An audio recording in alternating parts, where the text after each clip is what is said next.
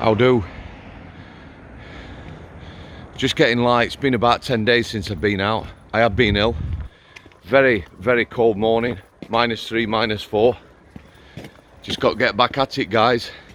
PTSD, that's what I'm talking about. PTSD. This is a local farm shop supporting local business. Just thought I'd stop here. Very peaceful. So PTSD, different things to many people. From personal experience, that's people I've met. So wanting to be accepted, the guilt, the what ifs. Imagine you're a squaddy, far off land, coming to an end of a conflict, and you've got allies. That's not people who fought alongside you, who you come up with, who you trained with. It's other people, yeah, other armies, but you're on the same side fighting the one good. Now imagine you're coming to end of the conflict and you come across something and you're armed, well armed, you're in a very capable position. There's more of them than you and they're doing something.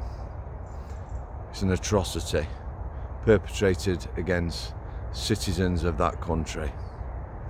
You know, whatever that may be, torture, rape, or something similar. You see that, you're in a position to do something about that. It's a Mexican standoff. Yeah, there's self-preservation.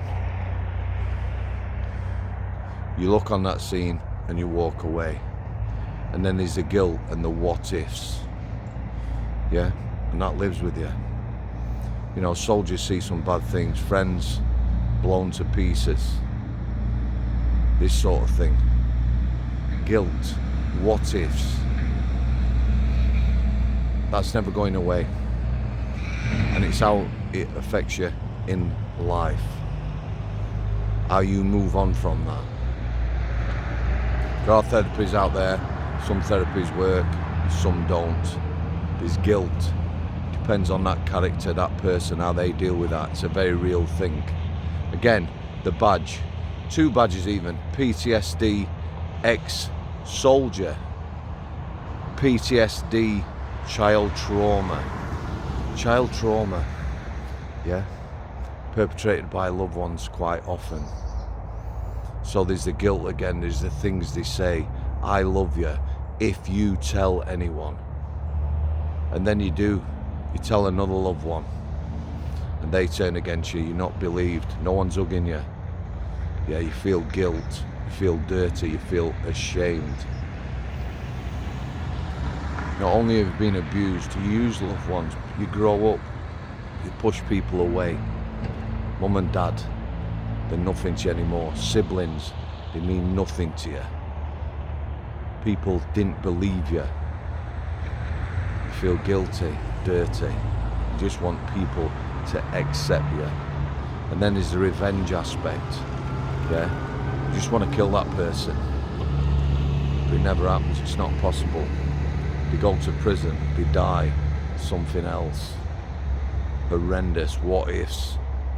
Your child's taken by somebody and murdered, and worse.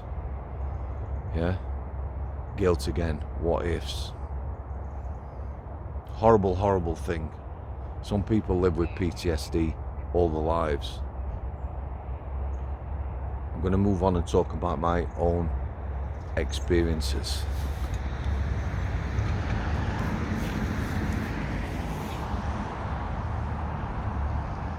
The guilt and shame are probably worst. And then people abuse themselves. Alcohol and drugs. Don't know where to turn. Me, I had no guilt. You know, anything I did in the prison service, I'm not ashamed of anything, not anything. And the only guilt is being in a position where you can't help people. You know, you see people at the worst. I mean, it don't get much worse. Seeing someone in a cell, someone who you formed a relationship with, while they've been on the healthcare, played pool with them, talked to them, naked in the cell, abusing themselves, eating their own shit. Yeah, that's the harsh reality of prison. Nothing we could do for that lad. He went on an emergency section to a psych ward. We did everything we could for him. But just seeing that, people at their lowest, and you know, being pretty much helpless, nothing you can do. So my own PTSD, multi-layered. I did see some terrible things. Again, it's how things are managed. A bad incident, a death in custody, a cell fire. A good manager turns up and makes everything better. You get a bad manager, somebody who doesn't care, no empathy, understanding, hard face. You know, maybe one of them bullies used to beat the shit out of prisoners or whatever. Can make 50 times, make things, 50 times worse. My last 11 months prison service were on the sick. They don't treat you well. They don't follow procedures. Dealing with people, managers, occupational health consultants, puts you over the edge. Me, one of my big beefs with myself was, you know, I'm a man. You know, man up. Why are you feeling like this? Why are you crying? Why are you having nightmares? Why are you treating your family like shit? You know, grow a set. Get out, get a job. All these things. You know, you beat yourself up. Anxiety. Won't wish that on anyone. Panic attacks. Again, you know what's happening? I come to understand panic attacks. The worst one I had, I'd gone to Scotland to see a good friend, a tattooist. Maybe 4.5 hour drive up there. 5 hours being tattooed. A couple of hours chatting and the drive back home. Pretty much straight away it started. Panic attack, coming back from Scotland. Tired. When I used to get tired, they'd hit you. About 100 miles I did, having a panic attack. I eventually come off at services, it became too much. Big coffee, extra espresso. As I come out of the services, it hit me, like it does. Coffee enema, toilet, dumped everything I got. I walked back to the car, felt like a new man. But all these things impact you. Yeah, people were telling me I weren't right. I self-referred myself. Psychology, Salford Psychological Services. Met a young lady, spent 5 months pouring my heart out to her. She was amazing. The thing is about therapy, there's an expectation you're going to get better. Jury's out for me. I'd have 5 hours maybe after the therapy, felt really good, elated, almost high. And then I'd dive and dip. The missus knew what were coming, the daughter knew what were coming. Walking on eggshells for 2 days. Awful. There's an expectation. It doesn't always work. The best therapy I had was Terry. Terry was a lad from Little Hulton, an ex-squaddy, a little older than me, had his own traumas in life. He used to walk the dogs. His dog Sparky, me and Stephen. 3-4 years. 2, 3, 4 times a day walking the dogs. I asked Terry whether he'd had any therapy. He said never. The therapy was me and Stephen out talking to him. He'd seen some shit as a squaddy.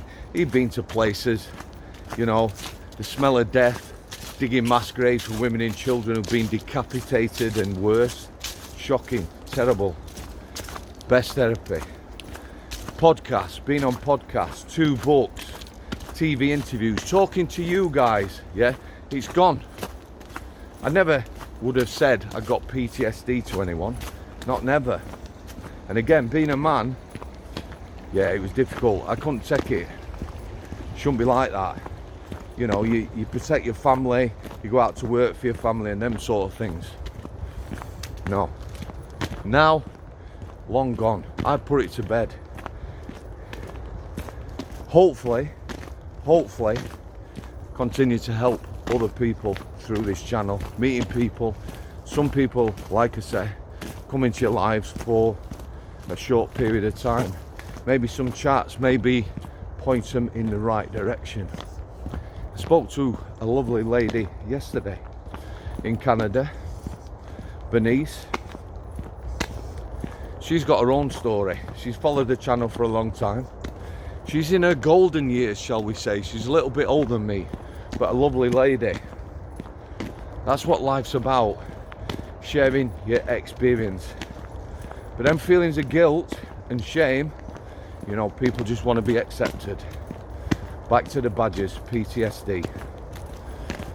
Having a better understanding, and never ever compare yourself to anyone else. Never. Not their trauma is worse than mine. If something affects you in life, then it's very real. Parting shot as always.